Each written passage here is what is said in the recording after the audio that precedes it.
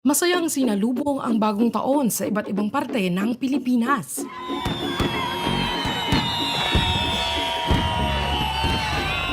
Pero pagdating ng January 3, sinalubong naman tayo ng biglaang surge ng COVID cases. Year 2022 o year 2022? Ang tinitingnang dahilan, ang Omicron variant ng COVID-19. Ang Omicron variant, also known as B.1.1.529, ito yung latest variant of concern or VOC. And it's the only VOC that we had in 2021 actually. We had 4 in 2020. We had Alpha, Beta, Delta, and Gamma.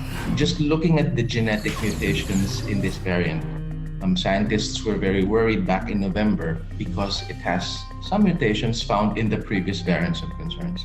Una itong naitala sa South Africa noong Nobyembre at ngayon talamak na ito sa Estados Unidos at Europa. Mala-tidal wave nga daw sa bilis ng pagkalat ng Omicron na maaari raw bumalot sa mahigit 50 bansa sa Europa. At this rate, the Institute for Health Metrics and Evaluation forecasts that more than 50% of the population in the region will be infected with Omicron in the next 6 to 8 weeks. Tidal wave sa impeksyon din kaya ang hatid ng Omicron sa Pilipinas? Dahil mas transmissible siya, yun ang kanyang downside. A bit of relative upside is mild siya. Pero kung sobrang dami, they will overwhelm the hospitals. More infectious but less deadly raw ang Omicron ayon sa mga naobserbahan na kaso. Omicron is still sending people to the hospital and Omicron is still killing people. So as compared to the previous variants, Delta and Alpha, yes, it's milder. So it's not mild, it's just milder. Don't be fooled. Even if we have a virus that causes less severe disease, this virus can affect vulnerable populations. Pero may mga nagsasabi naman na ang Omicron daw ay maaaring maging hudyat sa pagtatapos ng pandemya. We have to realize that Omicron is the beginning of the end of the pandemic. Omicron, hudyat ng pagtatapos ng pandemya? Here's what you need to know. Ayon sa inilabas na report ng W.H.O nitong January 7, naobserbahang mas mabilis ang reproduction rate ng Omicron kumpara sa Delta. Dagdag pa ni Dr. Melvin Sanicas, isang vaccinologist at infectious disease expert, mas maiksi rin ang incubation period bago lumabas ang sintomas. For Delta, it is around 10 days, but for Omicron, it's only 2 to 3 days. So it is very transmissible. Pero ano naman ang pinagkaiba ng laman ng Omicron variant sa Delta?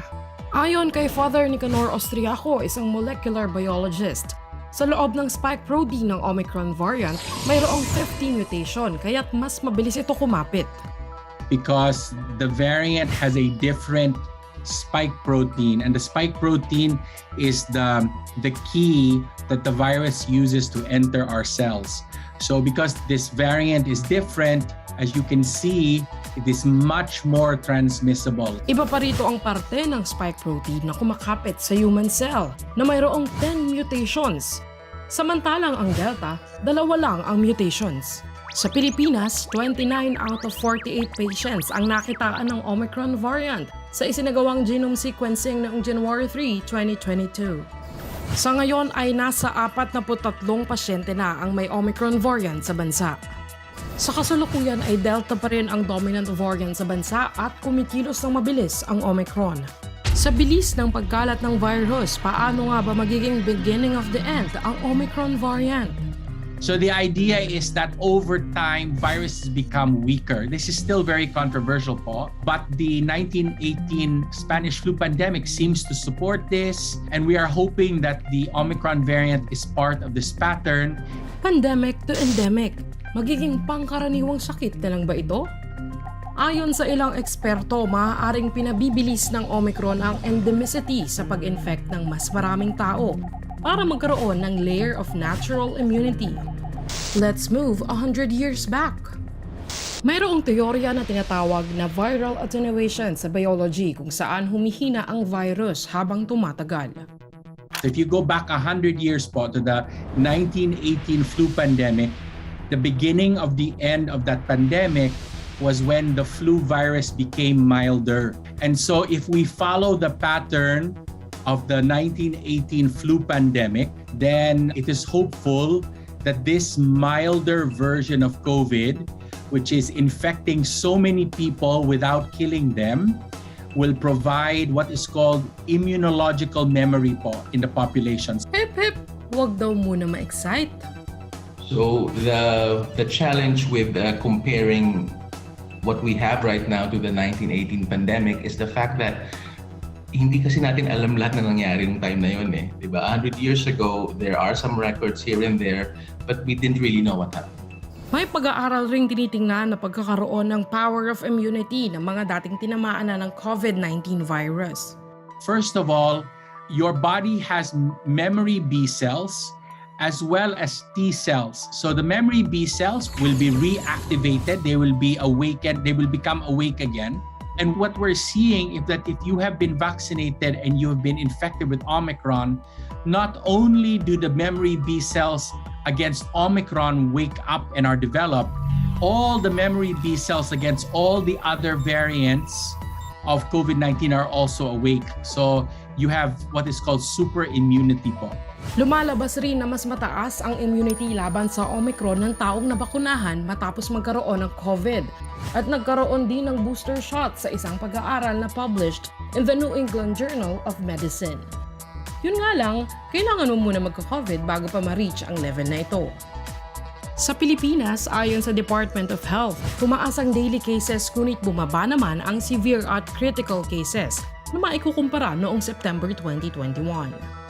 Ang pagbaba umano na ito ay marahil sa pagkakaroon ng bakuna, ngunit mayroon din tayong tinatawag na natural immunity. Kung ang isang tao ay nagkaroon na ng COVID virus infection, magkakaroon ito ng antibodies bilang depensa sa infeksyon.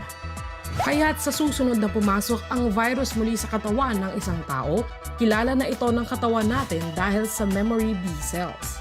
Mayroon ding tinatawag na T cells na pumapatay ng virus sa mga infected cells. T cells also remember, which is probably why many people with Omicron who have been vaccinated, their illness is very mild po. Because they have the T cells, even though the B cells are not as good, the antibodies are not as good, the T cell memory is very, very good. B cells sa labas, T cells sa loob. Ngunit babala ng ilang eksperto, huwag umasa sa natural immunity. So these are the two uncertainties of natural immunity. It's not a given that it will give you immunity. And secondly, if it's too long in the system that your body is not able to cope with it, it harms you. Isa pa, marami ring kaso ng reinfections o yung mga 2 beses na tinamaan ng COVID. Sa pag-aaral ng Imperial College London COVID-19 Response Team, ang Omicron variant, 5.4 times ang risk for reinfection kumpara sa Delta. Dagdag pa na binabaliwala ng Omicron variant ang immunity na nakukuha sa unang infection o 2 doses ng bakuna. Sa kabi-kabilang mutations ng virus, binabantayan din ang iba pang nadiskubreng COVID variants gaya ng Ihu, Deltacron o Delmicron SARS-CoV-2. So Ihu was first arrived in France 3 months ago. Walang problema diyan. You know, it was not a problem there, so we really don't expect it to be a problem here because Ihu could not fight Delta and Omicron is even stronger than Delta. This actually was reported already even before Omicron. The reason why this made the news more recently kasi the authors just uploaded it recently. And if you notice, hindi naman talaga siya a news besides the fact na sabi na it's concerning because it has so and so mutations. But I don't think this will be a big issue because it was not able to compete against Delta and Omicron. Kumbaga, wala na. Hindi siya natin narinig. And even in the south of France, most cases are Omicron. Dahil hindi natutulog ang virus, hindi rin humihinto ang paghahanap ng iba yung solusyon dito. Mayroon na ring mga gamot na aprobado ng Food and Drug Administration, Paxlovid ng Pfizer at ang Molnupiravir ng Merck. Kasalukuyang pinaghahandaan pa ng Department of Health ang procurement ng Pfizer's Paxlovid.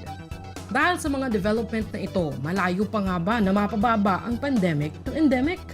And this will only happen when we have a mild form of COVID, and we must have drugs po, molnupiravir and Paxlovid, that we can give to our kababayans who are at home to make sure they do not go to the hospital. And so this is slowly changing po. It should happen more this coming year. What I'm saying is Omicron will definitely hasten our trajectory to reach that herd immunity, but I don't think it will be the end because it is still killing people.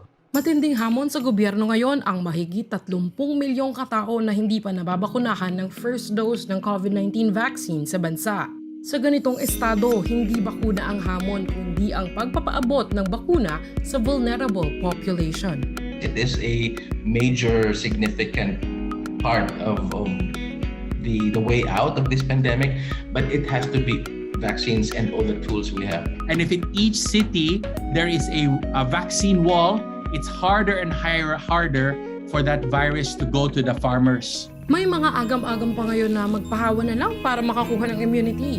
Pero giit ng W.H., kailangan pigilan ang pagdami ng impeksyon para mapigilan rin ang pagkakaroon ng bagong variant.